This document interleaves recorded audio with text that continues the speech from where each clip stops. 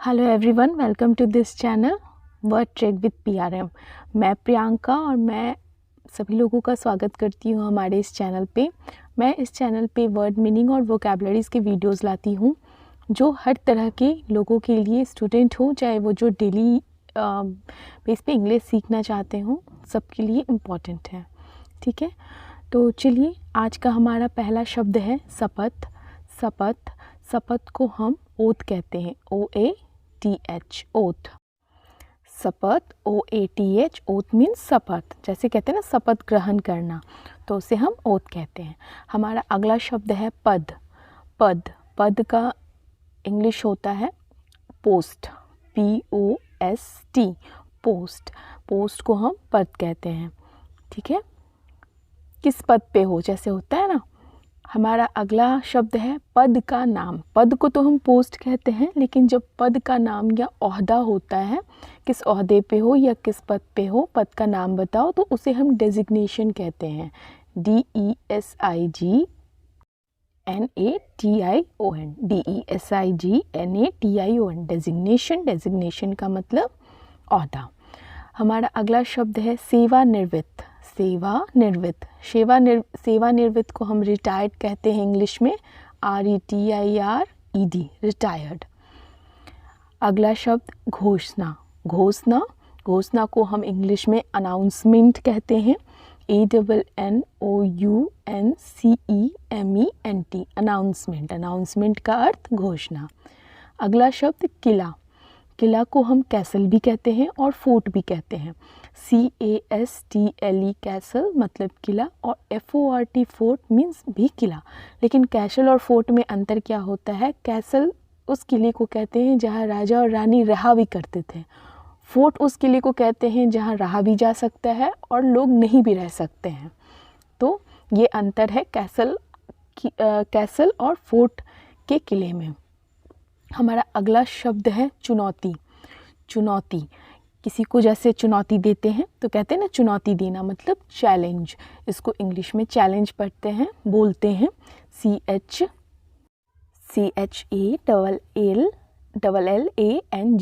Challenge. Challenge का अर्थ चुनौती, कहते हैं ना चुनौती देना। अगला शब्द है हमारा गठबंधन। गठबंधन, आपने अक्सर सुना होगा गठबंधन की सरकार, तो वहाँ पे हम गठबंधन को अलायंस कहते हैं, ALLIANCE, अलायंस मीन्स गठबंधन। हमारा अगला शब्द है भूमिका। भूमिका, भूमिका को इंग्लिश में हम रोल कहते हैं, ROLE। हमारा क्या रोल है, मतलब हमारी क्या भूमिका है, तो इस संदर्भ में भूमिका, रोल इंग्लिश में हम इसको कहते हैं। हमारा अगला शब्द है परियोजना। परियोजना, अक्सर आप न्यूज़पेपर वगैरह पढ़ते होंगे तो ये शब्द आपको मिल जाते होंगे, तो इसको इंग्लिश में हम कहते हैं प्रोजेक्ट, PROJECT, प्रोजेक्ट। प्रोजेक्ट मतलब परियोजना। हमारा अगला शब्द है प्राधिकरण।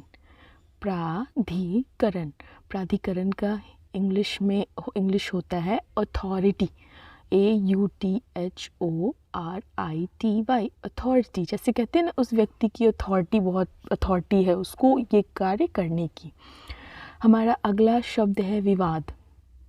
विवाद, विवाद को इंग्लिश में कंट्रोवर्सी भी बोलते हैं और डिस्प्यूट भी बोलते हैं, CONTROVERSY, कंट्रोवर्सी मतलब विवाद, और डिस्प्यूट, DISPUTE, डिस्प्यूट का भी अर्थ विवाद हुआ। तो विवाद के दो इंग्लिश, कंट्रोवर्सी और डिस्प्यूट। हमारा अगला शब्द है खिलाफ। किसी के खिलाफ होना, तो उस संदर्भ में हम खिलाफ को इंग्लिश में अगेंस्ट बोलते हैं, अगेंस्ट, AGAINST, अगेंस्ट। अगला शब्द अभियान। अभियान, अभियान, अभियान को हम इंग्लिश में कैंपेन बोलते हैं, CAMPAIGN,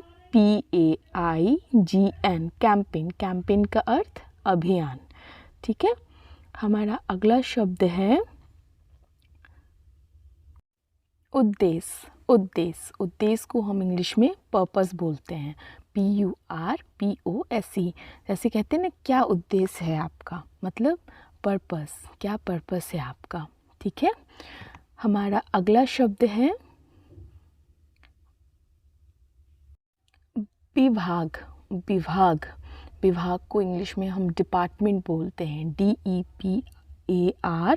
DEPARTMENT, डिपार्टमेंट मतलब विभाग। हमारा अगला शब्द है लगभग, लगभग। जैसे कहते हैं ना लगभग इस तरह का या लगभग उस तरह का, तो लगभग को हम कहते हैं अबाउट, ABOUT, लगभग काम हो जाएगा, तो उस वहाँ पर अबाउट बोलते हैं लगभग को।